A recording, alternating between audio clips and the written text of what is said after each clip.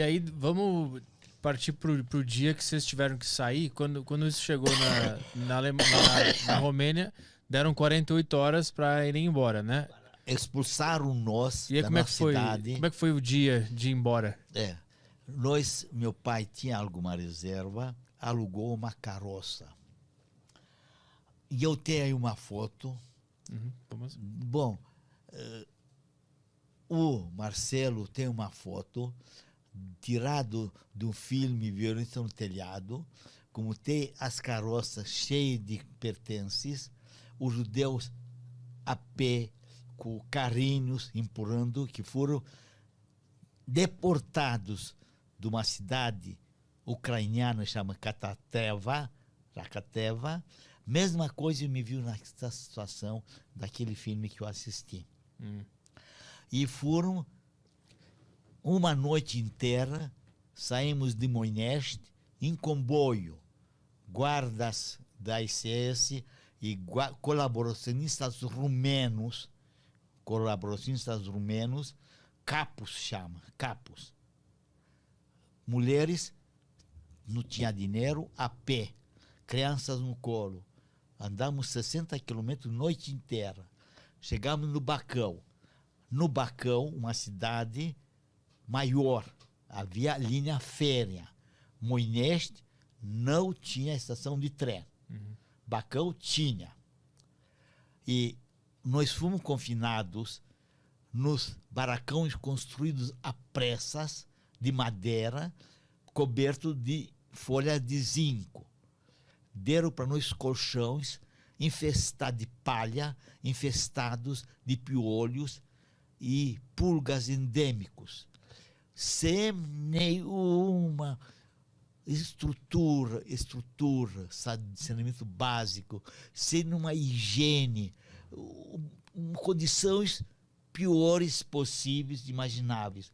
Me lembro como hoje, minha mãe se pôs a mão na cabeça quando nós fomos para as casas, descarregamos tudo e confinamos num cantinho, no barracão de madeira, para ficar esperando alguns dias que nós vamos ficar provisoriamente, temporariamente lá, depois nós vamos ser enviados por trem em outro país, e o adulto iam trabalhar.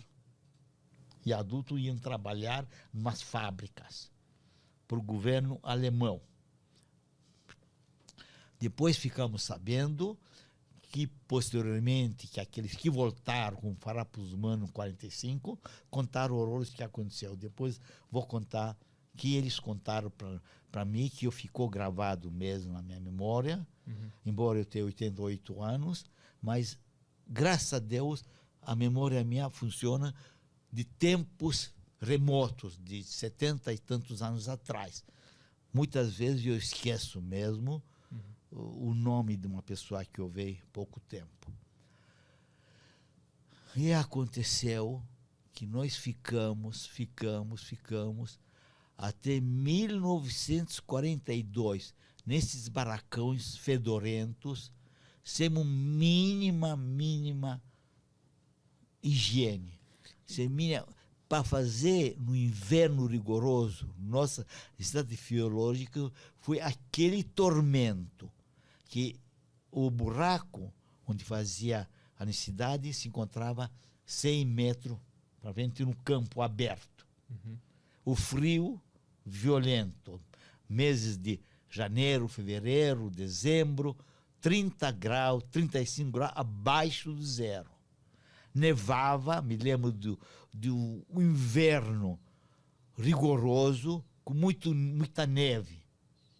Água era racionada. Comida deixava de satisfazer qualquer ser humano. Minha mãe, de abençoada memória, colhia grama no campo e com gordura de galinha fritava para vivermos mais um dia. Uma mísera migalha de pão fazia a diferença entre a vida e a morte. Quantas pessoas estavam nesse barracão? Neste barco tinha 60 pessoas. Barraco grande, tipo militar, com lençóis, a gente uma irmã querida, separaram uma família do outro por lençóis. Os ratos, a gente via lá em cima, muitas vezes não ter que comer, se não vamos acreditar. Batia no rato, pegava o rato e depois fazia uma fogueira e comia carne de rato. A fome atormentava a gente. E os soldados, eles mostravam algum pingo de... Não tinha um pingo de compaixão, um pingo de piedade, uma fagulha de piedade. O clamor e o grito de socorro dos prisioneiros que estavam lá confinados, encontraram ouvidos surdos, mocos. Ninguém não se compadecia da gente. Pouca gente, sob pena, não se compadecia, não ajudava. Por quê? Muitos cristãos piedosos, de bom coração, queriam transferir alguma comida, alguma fruta, maçã. Quem era pego era castigado com cadeia. Era proibidíssimo ajudar os judeus. Proibidíssimo. Uma ditadura tão cruel contra nós judeus que eu não entendi, mas por que, papai? Por que, mamãe? A mãe chorava e falava, nós estamos esperando o Messias, nós estamos esperando que o Deus vai mandar o Salvador.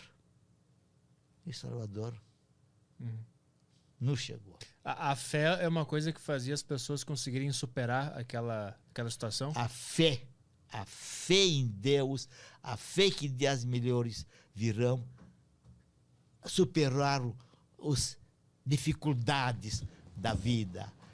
E eu superei a trauma da vida lendo uns 30 anos atrás, 40 anos atrás, li um livro do Viktor Emil Frankl, um grande psiquiatra, que era já psiquiatra da Viena, vienense, ele é o mentor de logoterapia.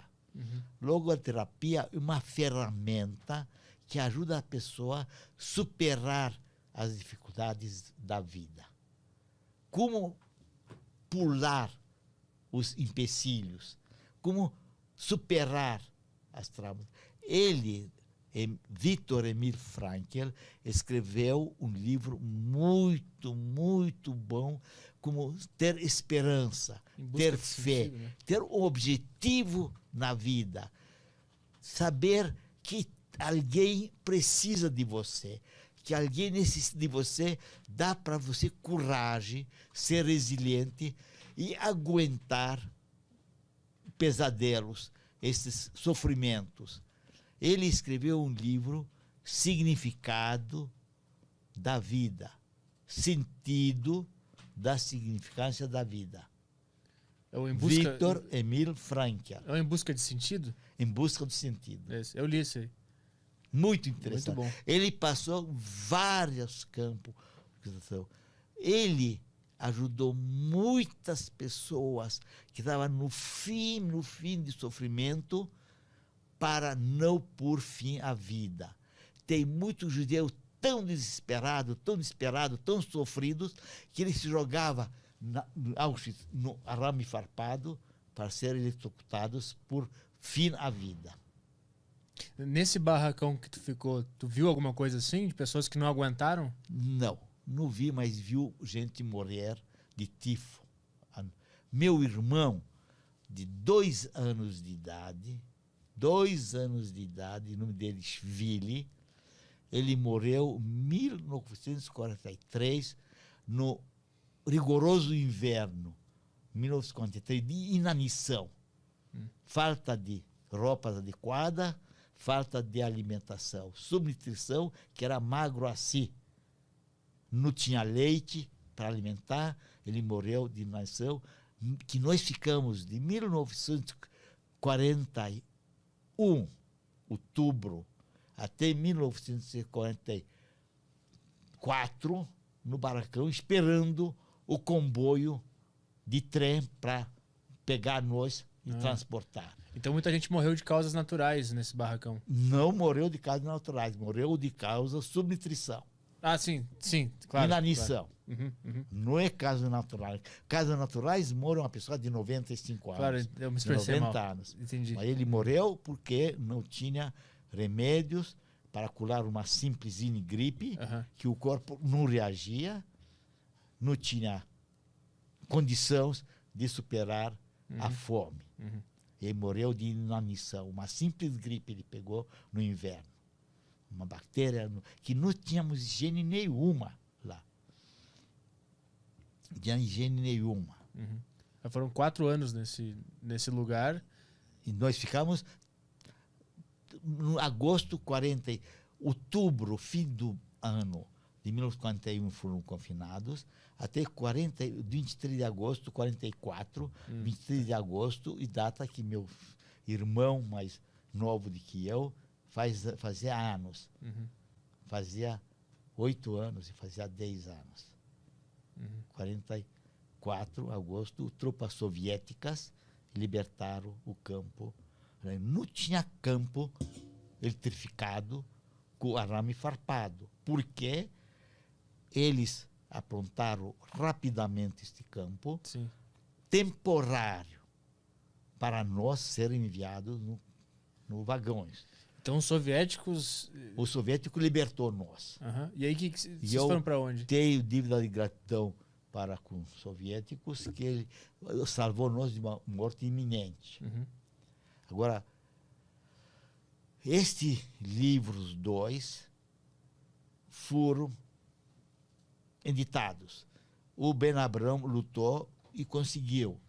E desde então, desde 1990 e tanto, quando houve este processo, e eu, Yoshua Strula, assumi comigo mesmo o compromisso para revelar o mundo, relatar o meu sofrimento que sofri na própria pele por causa de um regime maquiavélico, uma ideologia doida, assassina, em nome de um mito. Eles libertaram vocês quando tu tinha já uns 13, 14? É isso? As pessoas... Tu tinha quantos anos quando os soviéticos libertaram? Eu tinha, 44 fica 11 anos. 33 nasci, 11 anos eu fui liberto. Eu sei que eles ajudaram nós, ajudaram aqueles que eram fracos. Tinha um hospital, logo montaram um hospital de campanha militar. E eles, olha, se comportaram. E até porque, que pareça, tinha muitos soldados que falavam Yiddish, a nossa língua. Eram capitães, eram graduados.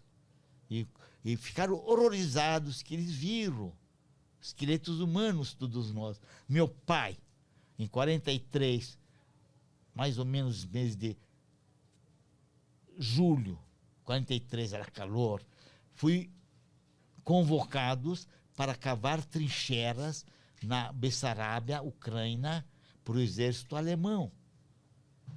E olha, ele voltou para casa que eu não reconheci ele. Esqueleto ambulante. Tinha talvez 35 quilos e eu não reconheci. E eu me assustei quando eu vi ele, voltando no fim do ano de 1944, em dezembro. Ele pegou carona de carroça, fui a pé, fui até num tanque que deu carona para ele. Ele me contou depois que aquele que carregava o canhão, ele sentia sempre do canhão para pedir o carona, para ir falar. Tinha muitos judeus russos que falavam Yiddish, que eram judeus. A colônia judaica na Rússia era muito grande, muito grande a colônia judaica na Rússia. Muitos dos Exército Vermelho eram judeus, em especial capitães. E como eu estava dizendo, que eu assumi compromisso, contar a verdade e combater todo tipo de negação. Negacionistas, tem muitos aí brasileiros que os judeus inventaram, os sionistas inventaram este holocausto Para que inventaram? Para o mundo inteiro se compadecer do povo judeu, se compadecer, ter piedade, e ajudou a se erguer o povo judeu. E por esse motivo, o antissemita fala, esse motivo obrigou o UNO para ceder um Estado, um lar para o povo judeu. Fundação do Estado Judeu, 1958, sob batuta de Oswaldo Aranha, que bateu a partilha do Palestina em 2 estados e terminar o mandato britânico.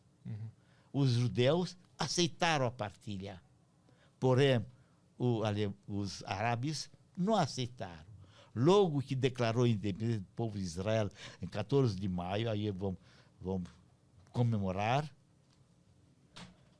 Yom Ha'atzmaut, Dia da Liberdade, 14 de maio, 5 países árabes invadiram o recém-nascido Estado judeu.